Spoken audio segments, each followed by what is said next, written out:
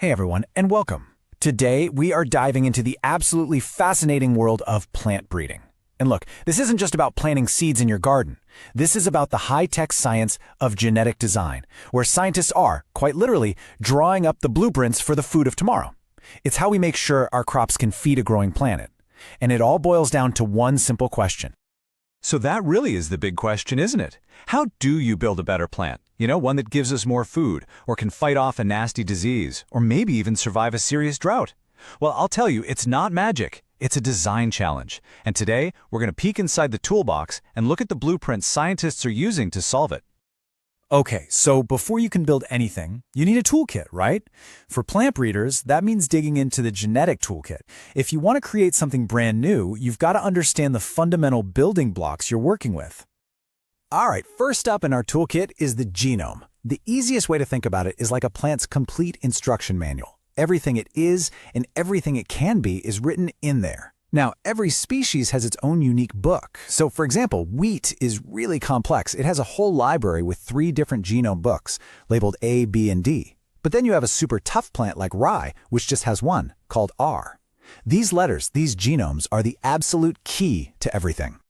Now, imagine you have multiple copies of that instruction book. Well, that's a concept called ploidy. We humans are what you'd call diploid. We have 2 sets of chromosomes. But plants? Oh, they can get way more complicated. Some are tetraploid with 4 sets, and then you have something like bread wheat, which is hexaploid. That means it's lugging around a massive 6 sets of genetic instructions. This complexity is a huge challenge, but it's also an incredible opportunity for breeders. So, we've got the theory down. What happens when you actually combine these genetic tools out in the real world? Well, you can create a super hybrid. Let's take a look at a really cool case study, triticale. This is a crop that does not exist in nature. Nope, it was engineered by scientists who wanted to create something better than the sum of its parts. To make this new crop triticale, scientists started with 2 very different parents. On one side, you've got your hexaploid wheat. It gives you a really high yield, which is great, but it can be a little delicate. It's got that complex AABDD genome. On the other side, you've got rye, an incredibly tough, disease-resistant plant with its simple, powerful RR genome. The goal here? Obvious. Combine the best of both worlds. So how in the world do they pull this off? Well, first they cross-pollinate the wheat and the rye. This creates what's called a first-generation or F1 hybrid. But there's a catch. This new hybrid plant is usually sterile, can't make seeds. To fix that, scientists use a chemical treatment to double all of its chromosomes. This trick makes the plant fertile and genetically stable. And just like that, you've created a brand new species from scratch. And the result of all this work is triticale. It's literally the best of both worlds. It has the amazing high-yield potential of its wheat parent, but with the rugged, tough-as-nails durability and disease resistance of its rye parent. It is the perfect example of building a better plant by taking 2 different toolkits and creating something nature never got around to. And you can see the proof right there in the math. The new triticale plant is what we call an octaploid. That means it has 8 sets of chromosomes, for a grand total of 56. The 42 from wheat and the 14 from rye have all successfully merged into one new plant. You are literally looking at a new genetic signature, ABBDDRR, a crop designed by science. Now, creating a new hybrid like triticale is honestly a massive breakthrough. But it also shines a spotlight on a huge problem in plant breeding. It takes forever. Traditional methods are incredibly slow. We're talking years, sometimes decades, and multiple generations to get a new crop just right. And in a world with some pretty urgent challenges, we really need a faster way.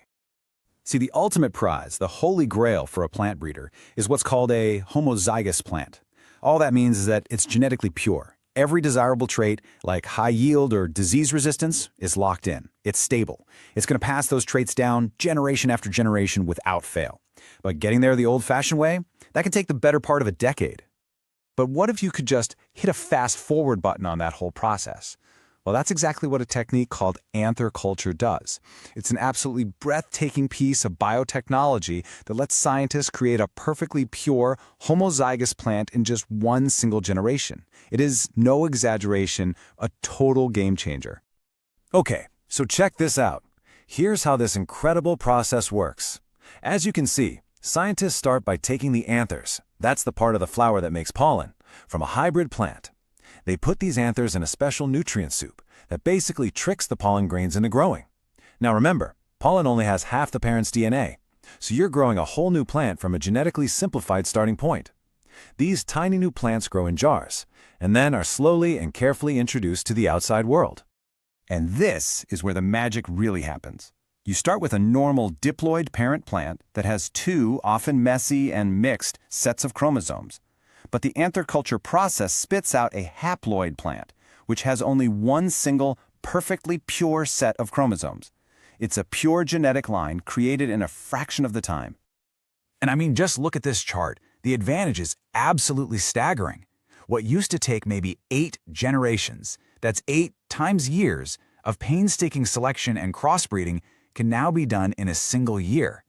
This technique is up to 8 times faster. Think of the time, the money, the resources saved. It completely accelerates the entire process of improving our crops. Okay, so we've been deep in the lab with all this science, but let's zoom out. What does all of this actually mean for the future of food? It's easy to see these as just clever lab tricks, but their impact, it's enormous. These techniques are fundamentally changing how we approach farming and what's possible for the food that actually ends up on our plates. So, let's just recap the big takeaways here. First, plant breeders are basically modern-day architects, and genomes are their blueprints. They can combine the instruction books from different plants to create powerful new hybrids, like we saw with triticale. Second, thanks to incredible shortcuts like anther culture, they can slam the accelerator on developing pure, stable crops. These tools are what allow us to rapidly design the crops we need, with all the valuable traits, to build a more resilient and productive food system. And that really leaves us with one final, really important question to think about. As our world faces huge challenges from climate change to food security, the tools we've looked at today are more critical than they have ever been. So, what problem do you think the next great designer crop will be engineered to solve? Will it be drought, a new disease, better nutrition? The possibilities really are as vast as the genetic code itself. Thanks for joining me.